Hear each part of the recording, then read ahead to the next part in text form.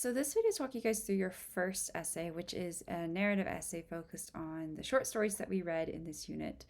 So what you're going to do is choose one of the short stories that you read in this unit and develop a literary analysis around that particular work. So you're going to contextualize this by integrating specific terminology from the lecture. So literary elements that you've been examining these texts through. So there could be characterization, setting, point of view, conflict, etc. You're going to create a thesis argument around that particular literary focus that you want to focus on and include main ideas that are supported by evidence from the text. So what this means is I want you to choose one primary element that you want to focus on, because there's a lot that you could look at across these texts. It could be plot, it could be setting, it could be conflict, it could be characterization. So choose one of those as your primary focus, your kind of guiding light in the essay, and then start to develop your argument or your thesis claim around that. So whenever you're talking about a text and you're analyzing a piece of literature, you are essentially creating an argument. So if you tell me, for example, that the train station is a central symbol or metaphor in Hills Like White Elephants, because it represents the two characters' life path crossing, or whatever you want to say, that is an argument. If you want to say that the setting of the Cask of Amontillado is vital to the development of the plot and the characters in the story, that's an argument. That's a thesis claim. So that is the first thing I want you to kind of consider. What's the primary thing that you want to talk about across one of these texts? And again, only choose one. Choose the one that I think you feel like you have the most to say, maybe the one you really enjoyed the most, and then choose the primary literary element that you found to be most interesting in the text. So that could be, like I said, characterization in The Story of an Hour. It could be the use of dialogue in Hills Like White Elephants. It could be symbolism in The Yellow Wallpaper. All kinds of things that you guys could talk about. And then, like I said, think about what is the argument that you are making about the element. Why did the author use that literary element to achieve a certain goal? That's your thesis claim. And then, secondarily, think about what other literary elements the author used in relation to that primary goal. So, for example, in The Lottery, you might talk about the use of colloquial language to make the character development important. So you could talk about the syntax as your primary focus, and then talk about how the characters were developed through that syntax, and then how the conflict was revealed through that syntax as man versus man, or whatever it might be. If you were to do, for example, A&P, you might look at the characterization or the character development of Queenie and her gang.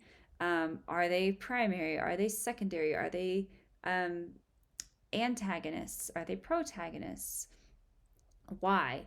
And then secondarily, you could look at other elements related to that concept. So you could look at the symbolism of the girls in the bikini inside the store, and what does that mean as far as rebellion is concerned, or this concept of social rebellion.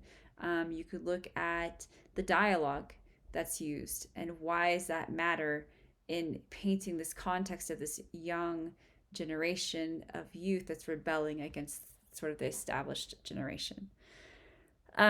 So you can also think about the author's background and how does that influence meaning or develop meaning in the work. So, for example, in Hills Like White Elephants, Hemingway's own background as an expat living abroad would obviously inform the work in some way. The same thing for A Story of an Hour. How does Chopin's own experiences and her own oppressive patriarchal, system and marriage influence the story and the messaging? Same thing for Two Kinds or Everyday Use. There are a lot of things. Even Charlotte Perkins Gilman with The Yellow Wallpaper, having herself undergone the rest cure. Why is that important? And then think about the critiques you can make about the text in a scholarly manner. So this does not have to be negative. Critique can be positive as well.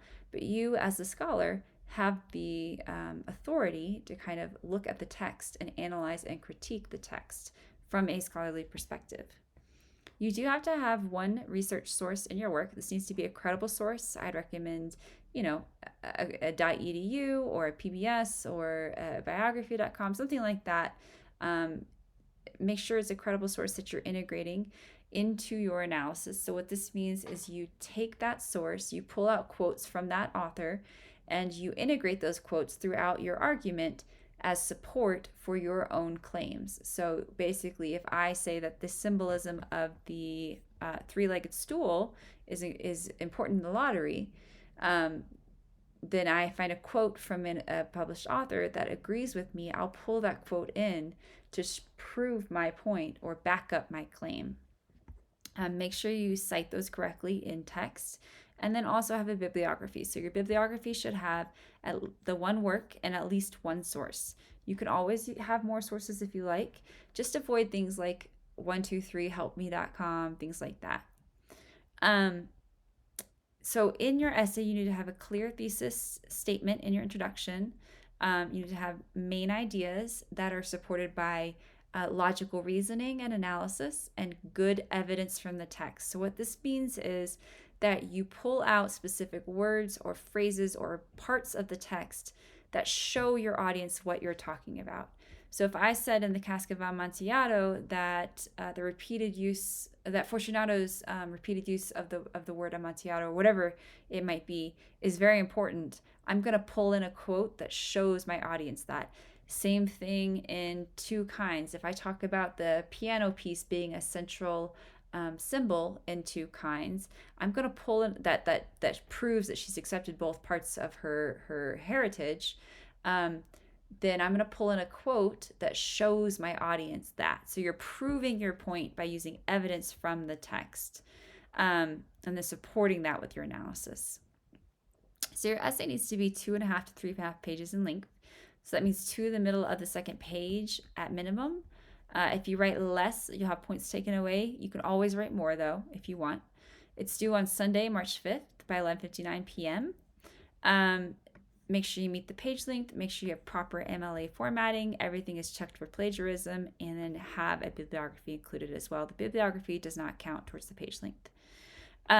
Reminder, MLA header or MLA formatting means 1-inch margins all around, double spaced, Times New Roman, Arial, Cambria, Calibri font. Page numbers in the top right, a header in the top left, which says your name, the instructor's name, the course and section number, and the date. Have a title. You do not need a cover page or anything like that. And then have your bibliography as well. So your final essay grade is actually going to be composed of 2 parts. You'll have an outline that you'll already have completed. That will essentially count as 20 points towards your essay. So you don't need to turn that in with your essay. It's a separate assignment. But the goal is to give you guys kind of a buffer, a bit of a boost in turning in that outline anyways. So as long as you have completed that outline correctly, you'll get those 20 points towards your essay grade as well.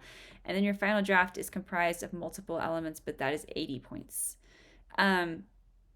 So you're going to be assessed on making sure you have good close analysis of the literary work and its major concepts, good evidence to support your claims from the primary and the secondary sources, proper number of sources, so that's at least one source, proper page length, MLA and citations, a fully developed essay structure, like I said, with an intro and a thesis, main ideas with evidence and a conclusion, and then good organization of all your ideas. The outline you're going to see is actually going to walk you guys through how to develop this structure, so don't stress about it. And some ideas, some things you may find helpful when you look at what you might want to write about in this essay. If you're looking at characterization as your primary focus, you could look at things like archetypes, protagonist, antagonist, primary, secondary, development. So are they flat? Are they round? Are they dynamic? If you're looking at literary devices, you could think about similes, metaphors, personifications, irony, foreshadowing, etc.